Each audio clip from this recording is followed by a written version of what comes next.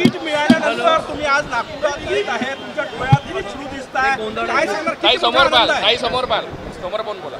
आपल्याला माहित आहे की माझे पती दिवंगत खासदार बाळूभाऊ धानोरकर यांच्या 2019 मधल्या निवडणुकीतही अशा पद्धतीचा संघर्ष झाला होता आणि त्या संघर्षानंतर साधारणतः 10 महिने त्यांचं दुर्दैवी निधन त्या ठिकाणी झालं. त्यांच्या निधनानंतर सगळी पक्षश्रेष्ठी आदरणीय आमचे अध्यक्ष आदरणीय खरगेजी, सोनिया मॅडम, राहुल गांधी, आमचे के.सी. वेणुगोपाल, प्रभारी चेनी थल्लाजी, आपले महाराष्ट्राचे प्रदेशाध्यक्ष नानाभाऊ पटोले असतील, मुकुलजी वासनिक असतील, आमचे आदरणीय शिवाजीराव मोघे आहे, आमचे आदरणीय वामनराव कासावार असतील, आमचे जिल्हाध्यक्ष सुभाषभाऊ धोटे, आदरणीय सुधाकरजी अडबाले सर या आणि सुनील भाऊ केदार, नितीनजी राऊत आणि महाविकास आघाडीतील सगळे घटक पक्ष, आदरणीय शरदचंद्रजी पवार साहेब, आदरणीय उद्धवजी ठाकरे आणि सगळे माझे तळागाळातील पदाधिकारी आणि कार्यकर्ते यांच्यामुळे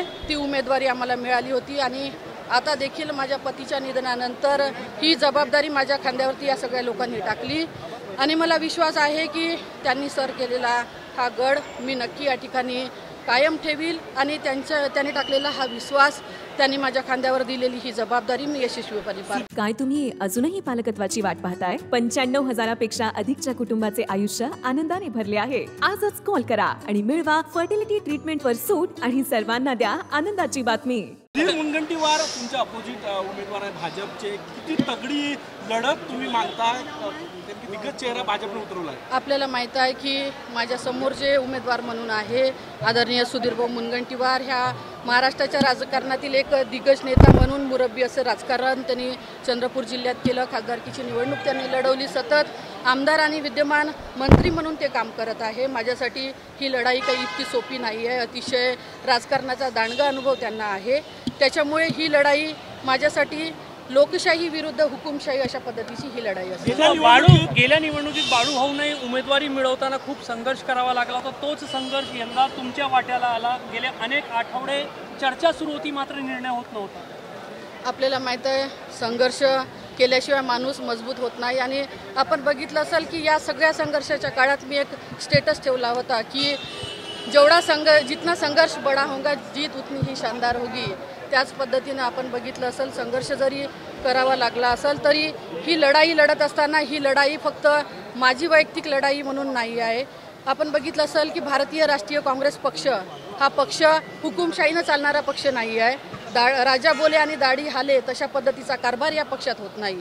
हा पक्ष भारतरत्न डॉक्टर बाबासाहेब आंबेडकरांच्या संविधानावर चालणारा पक्ष आहे आणि संविधानात आपल्याला सांगितलं आहे की संविधानात लोकशाही स्वातंत्र्याचा अधिकार आहे. त्या अधिकारामुळे कोणी जर दावेदारी केली तर तो त्यांचा नैतिक अधिकार आहे. त्याच्यामुळे आत्ताची आमची लढाई ही हुकुमशाही विरुद्ध लोकशाहीची लढाई आहे. ही लढाई आमची लोकशाही आणि संविधान वाचवण्याची लढाई आहे. त्याच्यामुळे सगळे एकत्र येतील आणि काम करतील. गेल्या वेळेस बाळूभाऊच्या निवडणुकीमध्ये विजय वडेट्टीवार यांची भूमिका नाकारता येण्यासारखी नव्हती. आता तुम्हाला त्यांनी शुभेच्छा दिल्या का? या निवडणुकीतही तुम्ही त्यांना सोबत घेणार आहे का? कारण की गेल्या काही दिवसात तिकिटासाठी संघर्ष पाहायला मिळाला. पक्ष म्हणून आता एकत्र असणार आहे का तुम्ही? मी आत्ताच तुम्हाला सांगितलं की पक्षाचे जे ध्येय धोरण आहे, आमचा पक्ष हा लोकशाहीवर चालणारा पक्ष आहे, भारतीय राज्यघटनेवर चालणारा पक्ष आहे. त्याच्यामुळे त्यांना उमेदवारी मिळाली असती तर पक्षश्रेष्ठीनं जो आदेश दिला असता तो त्यांनी फॉलो केला असता.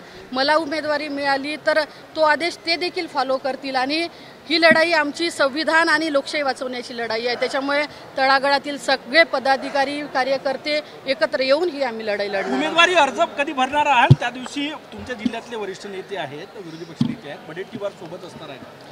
उमेदवारी अर्ज आम्ही नामांकन अर्ज येत्या 27 तारखेला दाखल करणार आहोत आणि पक्षश्रेष्ठी म्हणून जिल्ह्यातील आजी माजी मंत्री असतील, आमदार असतील, खासदार असतील, सगळ्यांना आम्ही त्या ठिकाणी निमंत्रित करणार आहोत आणि विरोधी पक्ष नेते म्हणून ते 100% मी त्यांना आमंत्रण करणार आहे आणि ते त्या ठिकाणी येतील.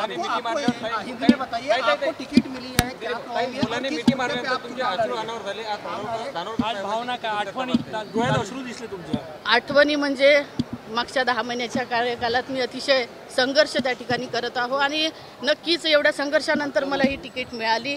तिकीट मिळाल्यानंतर माझे 2 लहान मुलं, एक मुलगा माझ्यासोबत होता, एक आता इथं होता. त्याच्यामुळे नक्कीच माझ्या ठिकाणी कोणीही असतं तर नक्की ते अश्रू त्यांच्याही डोळ्यातून निघाले. नक्कीच आज राजकारण करत असताना त्यांच्या पावलावर पाऊल ठेवत त्यांच्या विचारावर मी चालत आहे. आज त्यांच्यामुळे मी या ठिकाणी सक्षम आमदार म्हणून काम करत आहे. आयुष्याच्या प्रत्येक वळणावर प्रत्येक निर्णयात त्यांची उणीव मला कायम जाणवणार आहे. आपको टिकट मिली है, क्या कहोगे? और संदर्भ में आपके विरुद्ध जिस तरह से सुधीर मुंगलिया बीजेपी बड़े नेता है, तो किस तरह से आप चुनाव लड़ेंगे? आपने देखा होगा कि मेरे पति दिवंगत खासदार बाळूभाऊ धानोरकर, इनके टिकट के टाइम भी पिछले साल 2019 में ऐसी परिस्थिति पूरे जिले में निर्माण हो गई थी. फिर भी सब पार्टी के नेता, सब गठबंधन के इंडिया आघाड़ी के नेता हमारे साथ थे और सबके अथक प्रयत्नों से वो टिकट हमको मिली थी. और टिकट मिलने के बाद सब लोगों ने मेहनत की और वो आज से सांसद करके चुन के गए. अभी वो जिम्मेदारी मेरे कंधे पर सभी महाविकास आघाड़ी के नेताओं ने डाली है और वो भी जिम्मेदारी मैं पूरे विश्वास से पार करूँगी. किस मुद्दे पे आप चुनाव लड़ेंगे? चुनाव लड़ते हुए चंद्रपुर जिले का आपने देखा होगा कि यहाँ इंडस्ट्रियल जोन है, बेरोजगारी बड़े पैमाने पर हमारे ज़िले पे है, बेरोजगार का विषय हमारे ज़िले में है. वो विषय कैसे हम मार्गी ला सकते हैं, वो मेन मुद्दा हमारे ज़िले में रहेगा. कब फॉर्म भरने वाले हैं? फॉर्म हम 27 तारीख को नॉमिनेशन फॉर्म भरेंगे.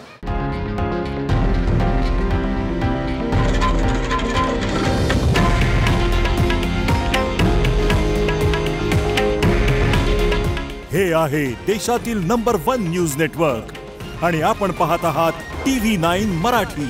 काळजी तुमची, हित महाराष्ट्राचं.